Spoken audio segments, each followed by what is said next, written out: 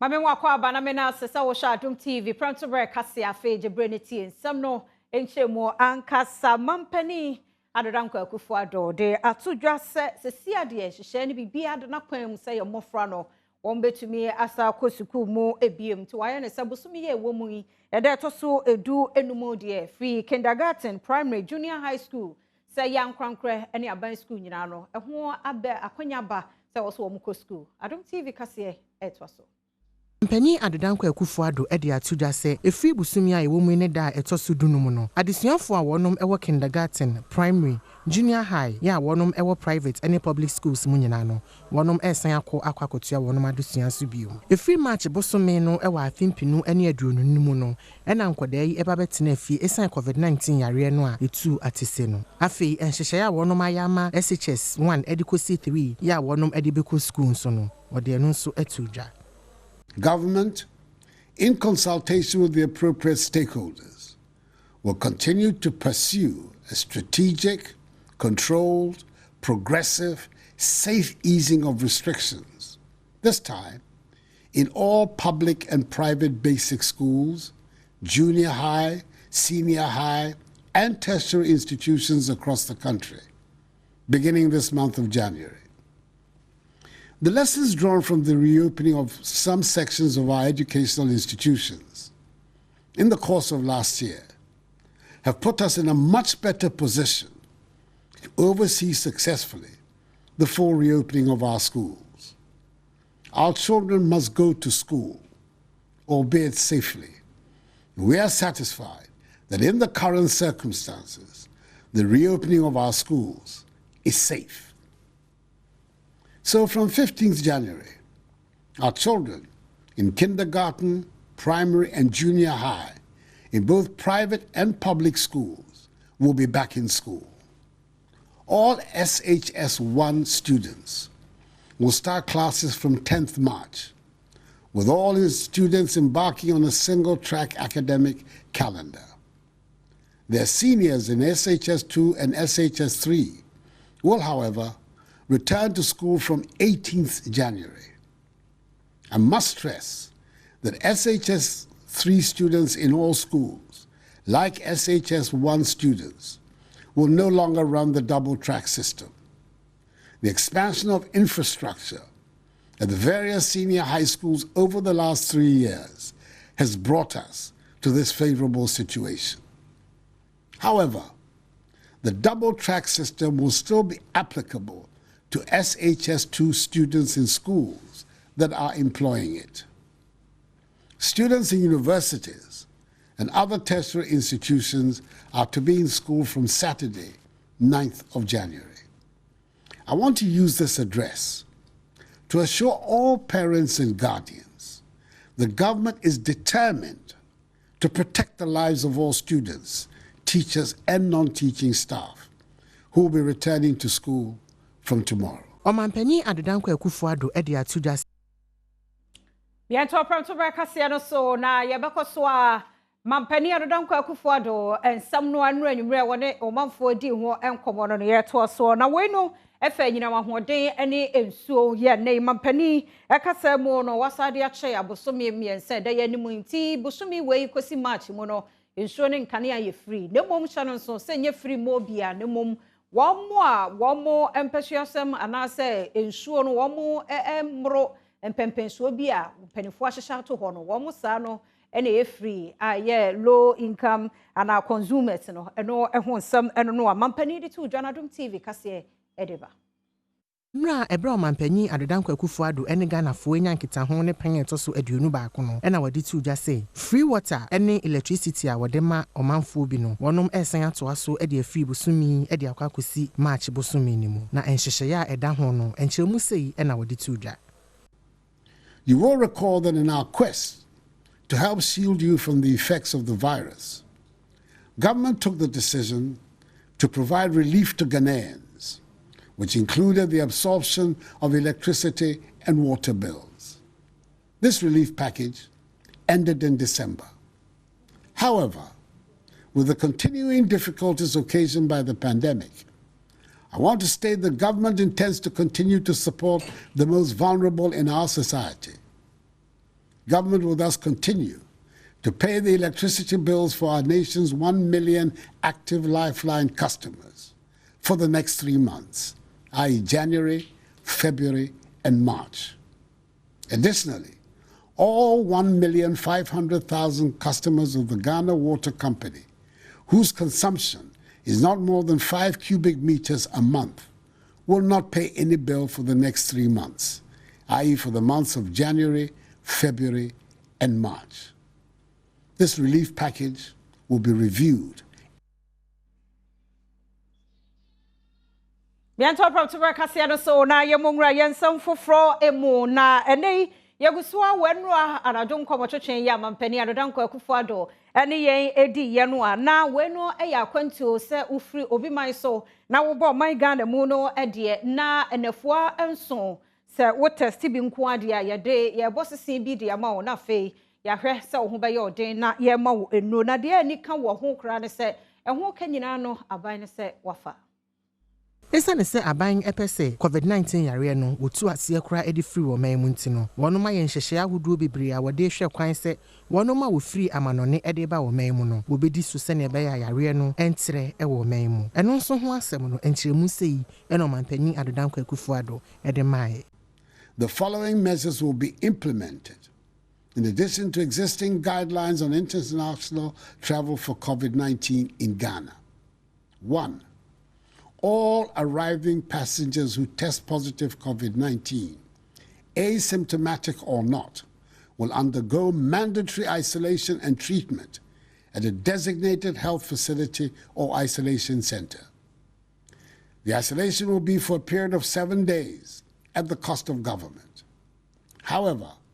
the final discharge of cases will be based on existing case management guidelines and protocols. 2. All passengers who are in isolation will undergo a repeat COVID-19 test within 24 hours of arrival, with the cost also borne by government. This test will also include genomic sequencing for COVID-19. And 3, all passengers who test negative for COVID-19 will be required to adhere continuously to COVID-19 safety protocols and will receive regular information on COVID-19 within 5 days of arrival in Ghana. I want to assure all Ghanaians that the testing regime in place at Kotoka is among the strictest in the world. And as certified by the Food and Drugs Authority, it is capable of detecting this new variant of COVID-19. When to so wa Premotobre Kasee ya wo hwe wa Adom TV so Facebook/Adom TV wo ho like comment na share. Ya to so dia na ba bosome enkunu ne de ye mofra no yi preschool fo no ma de ba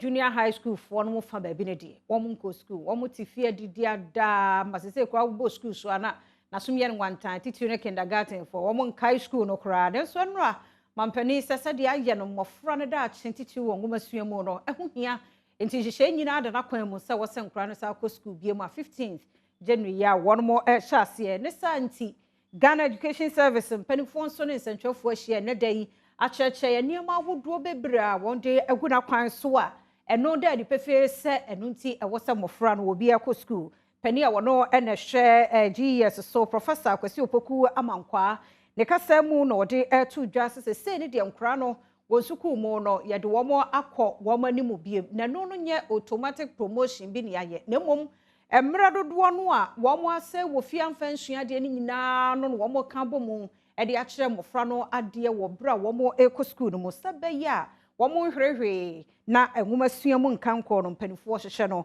wonso ensa betumi aka Adom TV Kasee ko ho eto so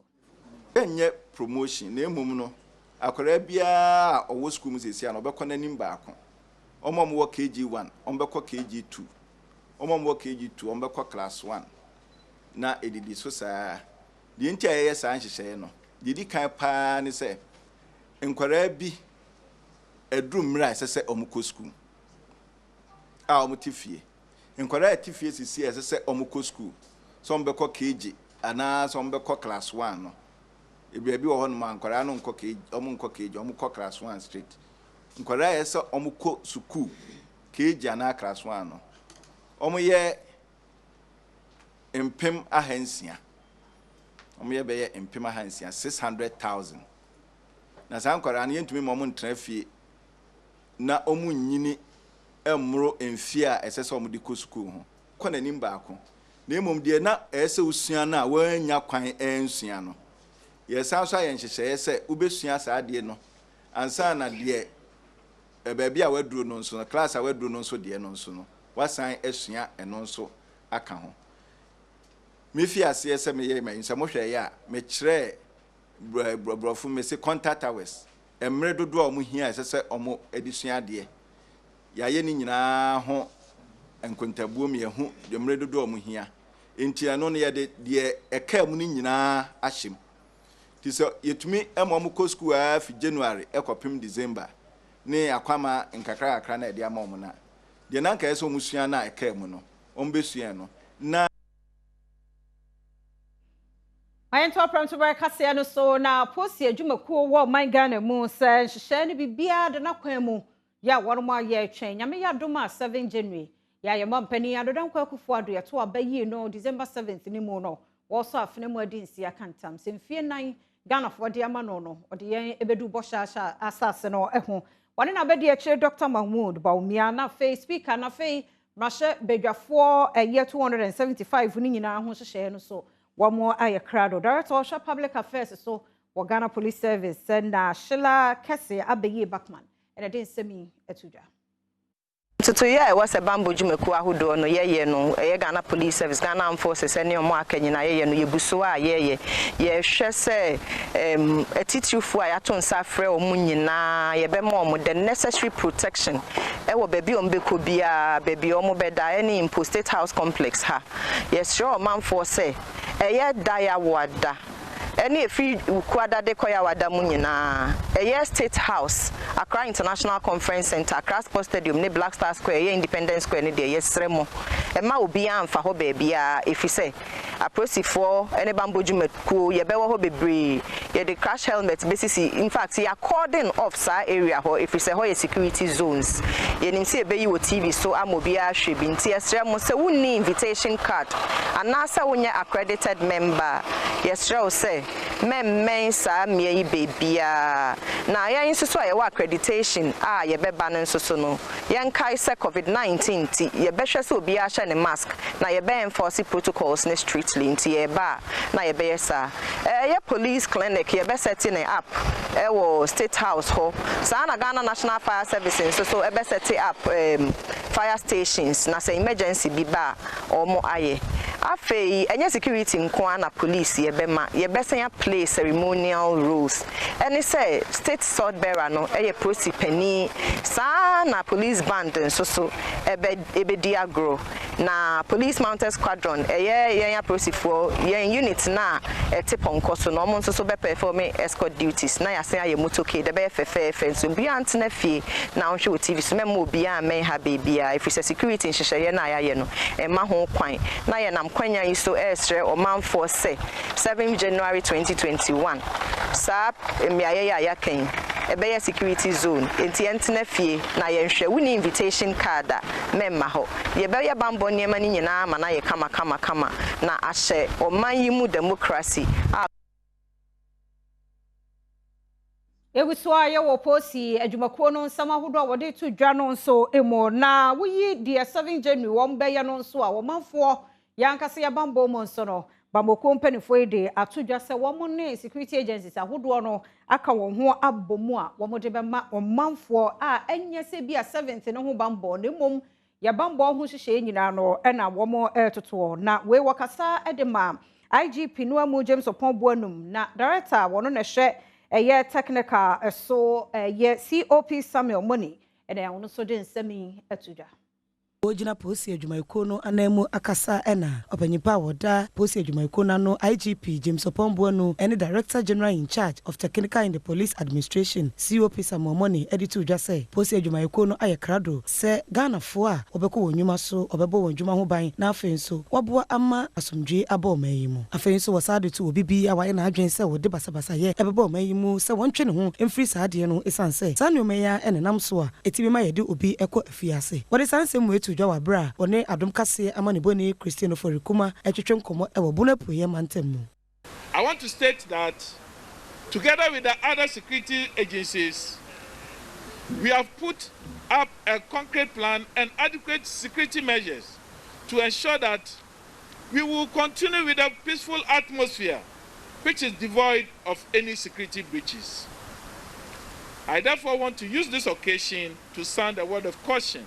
to any person and group of persons who are intending to foment trouble at this period. And wechi ena wasafa be de kira wo hwa ahobambo ho nsam so major retired Derek Odro edito wo no mu a ayo adwen se wode basabasa ye beba na afei so wasese o manfo agapade anim se adaroma wonyai esan se sa nneema nyina etiamra afei so wode to ahobambofo nyina anim se wo bibia wode basabasa ye beba bia won hwe se emra no ene ne bedi no se de bia ye beto aba awie na mentemi ho ase ntawantawa ene ayi bebre eba na afi 2020 ya to abawie no mentimi ho ase kakra aba na ene na yesre amanfo se dedeye obia wo ho kwan se wo ye demonstration obia wo ho kwan na mom demonstration a wo beye no se wo ye no kwan so ahobrasiem asomdwuemu enye demonstration a ye ko ties enye demonstration a ye ko hye japade enye demonstration a ye ko bubu adan ne krakra ena Bunapuye mantam so afo Kofia Moakohene editu dwa se ewo mu se yeto abawie ye no omanfo bebre na ye oyekere ewo mantam no nem sesedi asomdwe eba wo hye kwan se asomdwe a hyase no ebekosoa ewo wo mantam no emu afei so wode tutu omanfo anim se adaroma so wo hu se enipa bonfo bi ebotirmupo bi se wo beye enemabone ewo mantam no mu a wo ma hobambofo amane se de beye wo betimi afa to wo ho so aboa ama asomdwe aba o mantam nim. Say to abawi me make no clear me release press statement na ochre enema ye de agu kwan ni ma ama ye region ye de na yetime hunu sesebe nipa benum de bani a kire region hima be pese obeye basabasa nenso me kire se na ye deployment across the street, especially in the capital Tachimaya nyame ncha de ni nyina ahura ma nyame Adom Bibia abafem. Still, yes, security who here a power because without peace, there can never be development. By so now, Jamtinani, the Ghana Pentecostal and Charismatic Council, Reverend Professor Paul from Pong, Manson, net what the two just said Supreme Court, Yenyawo. Now, one more year where Juma said the other wanted to know Ama woman or Reverend Professor from Pong Manson, and in some way to John, I see somewhere across so. And what the course and more demons and for any Ghana for Nina says Supreme Court, and yes, shame and me was Sinti NDC, Ejina more than danger, our battle on a chihun and so. And then was say, I can't be bringing Yaka. Now, a mum yenya Jumano Emma Supreme Court said, Omoyo Juma. I also want to thank God that with all what the devil had wanted to do after the elections, sanity has prevailed. And His Excellency, former President, has taken his plea to the court. Being a Democrat and a peace-loving man, and of course the current President and the President-elect, being a Democrat and peace-loving man, they will accept whatever will come out. But let me sound a caution to the media and the populace. Let us give the Supreme Court opportunity to do their work. The news commentators who have become lawyers, everybody giving judgment, let us wait and trust our legal luminaries that they will deliver because they've done it before. Whenever I see people chastising the Supreme Court and a legal system, it really pains me as a head of a church. NDC amanyoko no kokuma bi e wamra shebedwafie beduo no 20 ya minority leader kan ho wura Haruna Idrisu na yede womo ekọ court se nanu ada womo ko electoral commission na tena ye December bosome da na toso no emienu ebra na enye ne kwan so enne ne ye hwe ni mo se Accra Circuit Court anka womo ebeba ye Circuit Court 11 nanso wi a kire prosecutor ye ready de ne nsem oba ye hwehwe mu ba kokoro ne ho a ye hunu no na nsem we no ye nkwa homa no so na kwaku asante Bismarck wono enene wokogina mu multimedia na mu wo court ho na ye nhwe de course kwaku sa wotime nka ye mo ha kire ye ne de na course wo court. Okay, metoka ene minority MP segunu a wo utrom aye mo minority leader Haruna Idrisu de o mani no ye hwe ni se ombaba Circuit Court 11 abebuo ma nonsem efa charges dia Ghana Police CID ede assure mo se nantie bi omo nante call electoral commission omo office premier won kan ha mo head office se omo di petition koma madam Jimensa manage share in the port of 30 months out no mo anye ne makwan so there must be two sections of the Public Order Act and other law nti police for ede omo kodina nse bibie ni se omba no go ma no hwe ni se police at least minority MP beba na mo de mo ni nka bituja. Normally, at this stage, you know, some of the mechanics are guilty. That's how much I say, mobile. But a police prosecutor, as original horse, or the name sent the court in the high minority MPs, a ruling now, Bakokrama. And on my man, so I'm a lawyer, and on my a lawyer, uncle, and my horse, uncle, on the chain, same mom. And today, say, and some of anything cost you, there, a judge or high court, Circuit Court 11 no e same to just say we na LDB na say I say two assembly sheda na mo normally kwanka two assembly sheda is in that pot by no moment to ja an sheda bia ama police judge no expect say police prosecutors na be reconciling intia police minority MP dey machine dey for your mama o mama court dey Yɛmfa nsi akwaku yɛda se ene nsɛm a wode abrɛyɛ nti kwaku Asante Bismarck no enene ɛyɛ Accra Circuit Court 11 na ne yɛhwɛ ni mo sɛ NDC minority adehye beduo no awura Haruna Idrisu ka ho kom kopie mu court ne ebusa won nsɛm wɔn mankɔ no ehu ano di sɛm ti brɛ potin a yɛbɛsa Africa case ne ban so a sɛde kwaku di ama yɛ no yɛnsa ebetumi aka biem Yabato Premotobre Kasee no so na yenua bema prince so si edu de na probo akwa ministries any department no ekwa akwohwe fi se yesi afimu busumi foforo mu enne de di kan ya je se ye hye yenuma ase na nya bia no ministries no nyuma no ahya ase na se na tia prince so si edu wahoma no so eto so yo masom ewo the various ministries and they send ye ni na anim no Adom TV ababe piemu ewo ministries ewo Accra na ye be piemu ha na ya bo apro ye hyase efi the Ministry of Gender na ye ko piemu ewo ho na ye hu se osoafo a oda sa ministry ya no oni ni office na be de echi onu nsusu eni ni office chief director onu nsusu eni ni office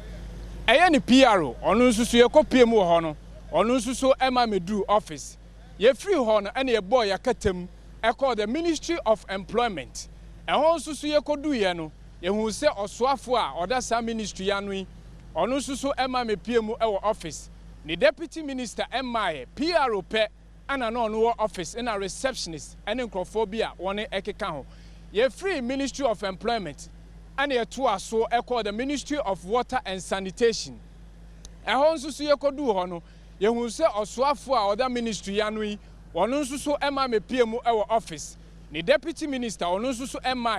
chief director onu de waba office na nsusu onu epie ye free ho no ene ye de ye ni e kire e Ministry of Tourism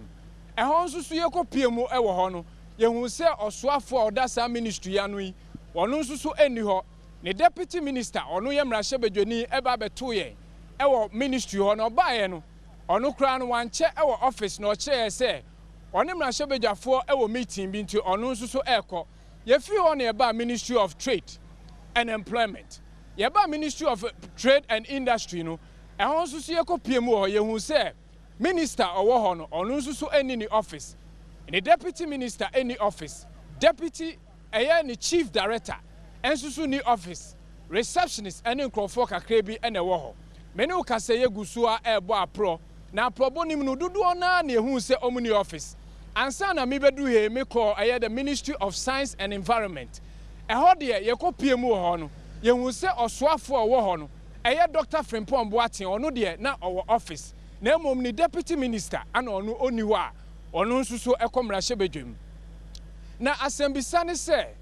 na nka empo se nipa minister no oye member of parliament ene no okomra hyebedwem a de ono so nye member of parliament no ono nsuso ene no dien ene scene ekwan weni aprobo a ene dey Adom TV yabo apro na ye wie ye ne ye ni kire Ghana Water Company Limited a eno nka ministry ho ye kodu ho ne ye hu se ho ni na empty obia any office na security man no gate na no kire ye se wo mo wo break na omo de 11th January ana ono ebe resume abejuma eti aprobo a ye ko en we ene de Adom TV ye de ye niko hu ye ne de ekote ye so ewo ho a receptionist ewo ho no wo mo ede to ye nim Yada papa friends who says do amane ball wono so edi free ministries no eno no Premotobre Kasee ye twe ho ye ban sam no do so ye beto so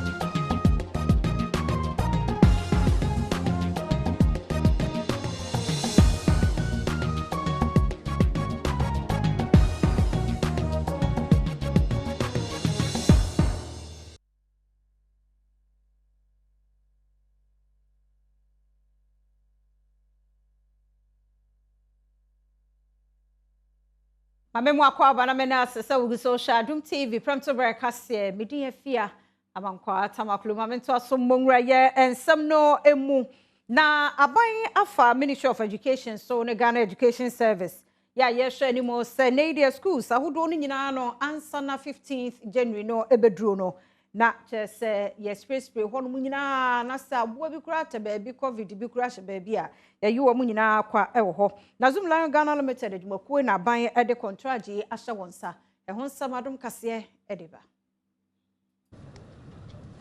We as a ministry stand in solidarity with the Zoom Lion group of companies and also other ESPA members to do their work in the sanitation area. We have initiated the recycling projects in all 16 regions of the country. We have also partnered with them to do special cleansing and cleaning of all our major cities. We have also done, for the first time in the history of this nation, special evacuation of age-old refuse dumps, some as old as 100 years. There has also been a collaboration in the provision of special vehicles for monitoring of sanitation projects. And these were supplied to the Ghana Armed Forces and the Ghana Police Service, as well as some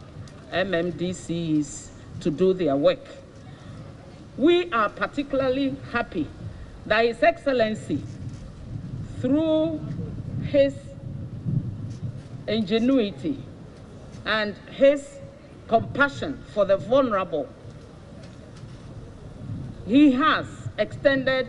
the free water supply to the vulnerable for another 3 months. And we call them the lifeline users and consumers of water, as well as of electricity. This will go a long way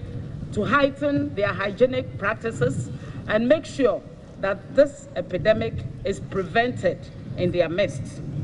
I know that what we couldn't even achieve in 10 years, this short period that His Excellency provided this exemplary leadership in the prevention and eradication of this pandemic, we have achieved in the area of sanitation, vis-a-vis personal hygiene, environmental hygiene, etc., etc. I know that we shall all continue to observe the COVID protocols, especially the hand washing and making sure we sanitize our hands and our homes and do constant fumigation. I use this platform to also entreat all of us to have our homes fumigated to rid them of pests. Premotobre Kasee mame mongra nsam no mo na oba pani ya wowo dentra chechere nana brena atwema to mienu se ne ya Adom Kasee aba no krom no de wo mani so ade hunu na no wo madu hu no na ne nyina gina se ekura ede ana doteko pond bia bia wo mo agitum yie pa se ni ba ho no mo yie adachi bi wo musika de ho no mbenya ade afre nanso penifo mfa wani enko ho nanso yan nua bema Isaac no menyo de na probo akọ ho ama na Nigeria no so de atoja se ne ya Adom Kasee pie ho no de wani so ade hunu no wo mbota ye se ho be tourist site ne de wo madu hu ano no Isaac no menyo eto so Adom Kasee ade probo be pie mu ewo denchira chechere ewo apa denchira east mensini emu wo sha aye meti he ya insu Kasee ya edahai aya insia nam pa aya adwene bebre na ewomu a ebi asoso akyem abeti ebe mienu kura ewa ha ye ba ntia ye nya ye nyina akire se nam a won hwemu no ye nwe sanso insuo na nkasa so ye nsa enom sa wo ye mienu na maame na wo bakra hye wachi a untimi nsa bi nom ensan emfa ma eye akwara no enom aye sa na ase de wabɔ akwara no edua no anase nipa no edua ebio insuo na nkasa no omo chese eye bosom etie no abofo bebre ebeye nyankomade ewa ha eti se wonim na obesa nsuo kra keke se wo de kosiniama ahwe ade beto no enya asem papa yekoi ne oba hima o krodia mu eni nkomo na won kire ye nsuo yi abakwasem de enti a yanwe hu nam no e kire se ye na nam ye beto ye no na mu se emu nam no eye nsuo no ye bosom nti enam na ewo mu no ye ne ma nti wo hwe enam ewo mu ana kese wa hwe nsuo ne ba eni ti na ye hwe nam na ye na nam mu bi nso ese ye na ba ko bi wi anu be yi bi ekono ahwe ye fu hye nti wo be wu no no friend na mu nya no ka kire mu se sa nsuo a ye detiko no emu nam no mo mu hwe bi da na no na wa hwe a wo de wu ti efri ho no ye ndi agide kire se detiko ne ma na ewo mu nti na ye hwe mu nam no insuonary pesi said ye cry ka ho se ya na mo anu wo mu de mo se nsuo toguma na etene but ye nwe na detiko na nkasa no so ni ti nie nti nsuo nyina abawe no kwa de enwe panifo bebre aba ha behwe o ma hye bo se o mbeboa na ye da ye tourist center nti eguso a ye hwe o manim ti madaroma Adom TV mo so aba ha yi mo de mo se amoyo ye sra mo se mo so bedi ani bedi akirama ye no maboa ye na timi aboa kuru yi je wie so ni assembly member wo krodia mu so ebedi nkomo na ye bisa assembly member say anamo ben na mo etuo e de afasa nsuo ya emoi ewo mu a ye nwi eho amanfo beba ha abehwe sa ade ewi adwena e wo ho ene se ye hu nananom atra nkonya na bre na atwoma ene na donten hina ye frɛ na ye boa ene ne committee azamre ma mienu ene wo krodua mu ha ya adwene ho a ye nhyehyɛ se afie di anim ye baba bedua nnua e de afasa ensuo ho ni ayesiesie se de be ya ye kro no nso betumi atumpon Me Fransante na yamra ochimem na ochiman mining protection unit fo nso ebo adwuma den amene wadwuma ye mu no wo mo je ensemfo bi every executive director wono na hwe forestry services division so ewo forestry commission oro pon sasu se wo ma chiri nua bi na wo chiri ye no kwofo obobo ne di wo ho nti we de won fa ho nkrata bi bia de epefe se eye ne kwampa so na ekro no wo mo emfamra se be ya no kwardie prepare ye so ebedede saka yia na yedi enua gumu wo de free sankore wo atoyema ntemu eno de nam forestry commission ne checkpoint ahodu a obia entimi anche wo mu na obeduru achimi sutem ena ochima mining protection unit enseti because wo no mu ewo ebra na wo bo apro ewo mantem no emu ototo nipa no wotwika yi ano no wo bo owura wo ponsa su a wo no ena ye opanyipa wo da forestry services division no edin se wo no ena enua no eye ne dia operations director a wo da ochima mining protection unit ano eno okoji aman apagya ofori no de tudwa se ochihene wasaje Odefo Amwetio for Reponi, Edisha Yaba, Watcherese, I was say, Openipa, Wada Forestry Services Division, Ano, Ora, Oponsa Su, Edin Krata, Cherese, Eniano, Eyanedia, and San with me, Ediamano. Ejidi se buaya nkeye esanse nipa no mu checkpoint for pass so omu nkokwa enu nkotwedua no ade serious important thing be no so obeko forest commission no akoje hu krata ansa no o man kwan ade abese enti me for checkpoint ni no se du anwumre na ukojina kwan na hwe se ni etwam ahoti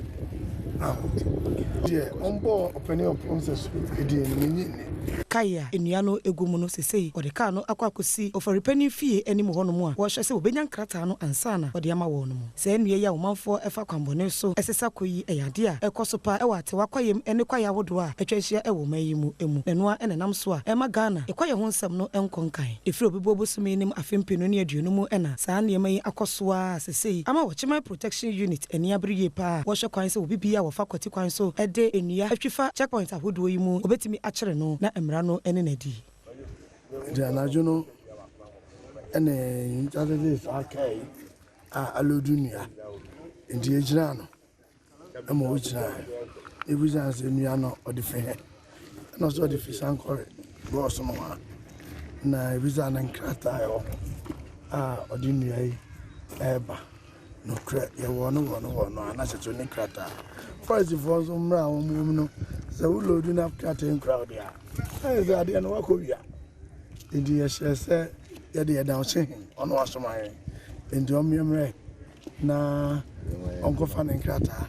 emechira asomaye Adom Kasee ebo modin se yebenya Owura Sasu ene na twetwe nkomo na yenya no no ode tu dwa se enua onipa wotwika yi ekasa eye ne dia no enya dia eye ne dia de biara da okade to aso se enipa wokaka yi ekire mu se eye ne nua bi ena kacha ne se wokoduru bia yebusa no de enti a ode enua yi ekono a wonmo sa wo panyini din esanse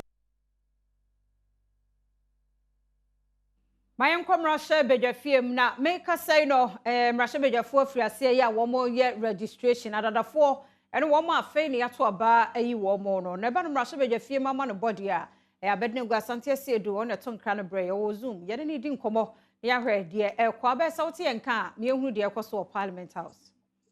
yo oba bedwafiem ha sene mpanifo ye nhye se 8 parliament no by registration no Premotobre Kasee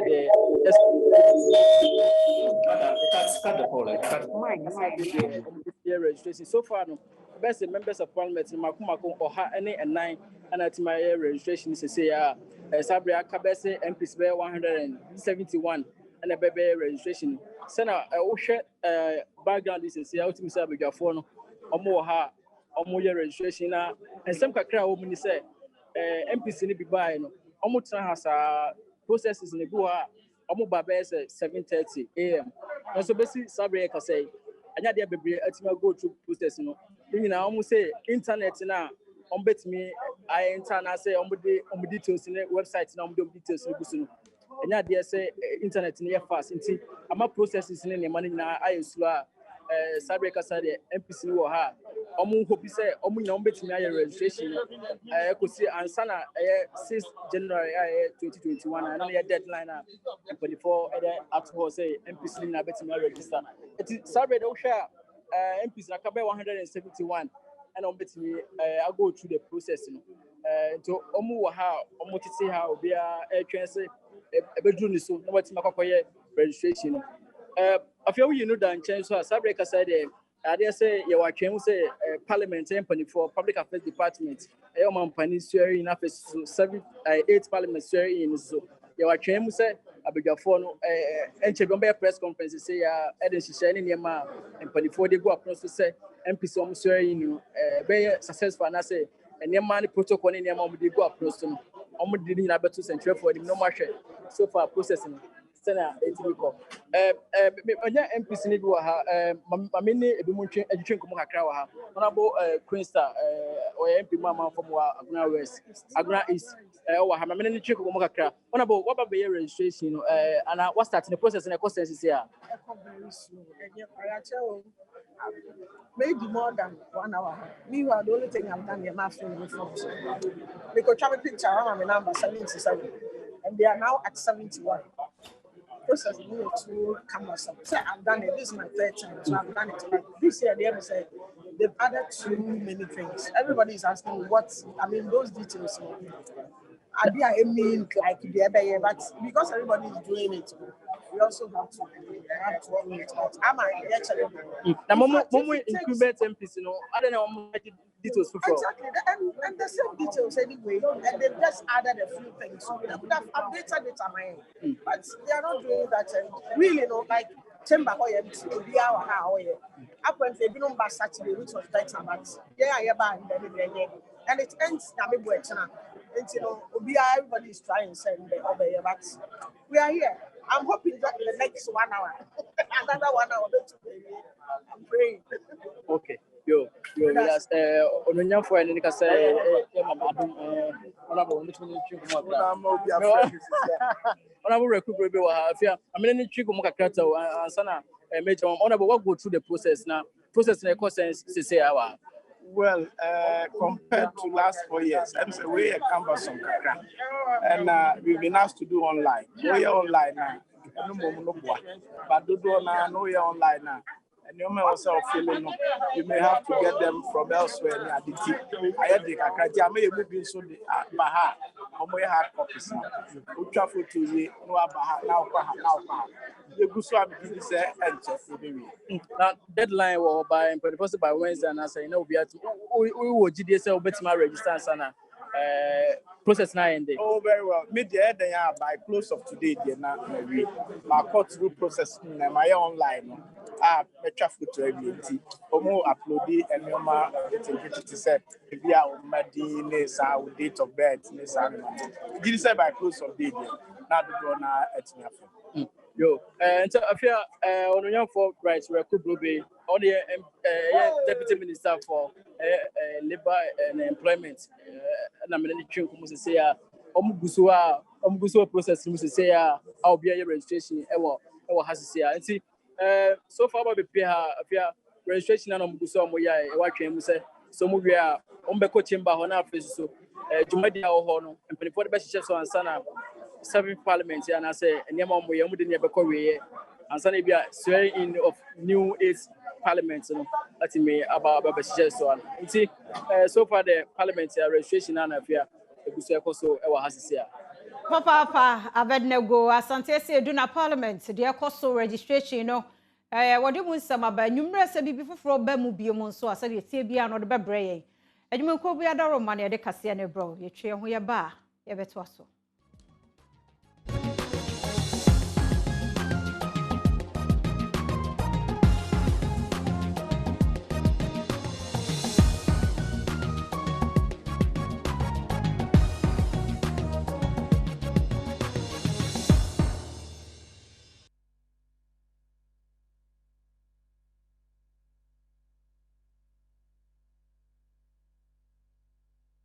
Yani anywhere ni did more and some Adom TV instruments season 3 no idea cost den any asase akura yi bi firi munum ni ade nanso ni nyina mu no na ma agro no ye David say be bre ni nyina no ni kwa ye ya ba ko e be di kan na mienu miensa na atoto so saa kwasi ada bia ye de ba na sade ko ye na wotwe ye wie ye ntem no ebini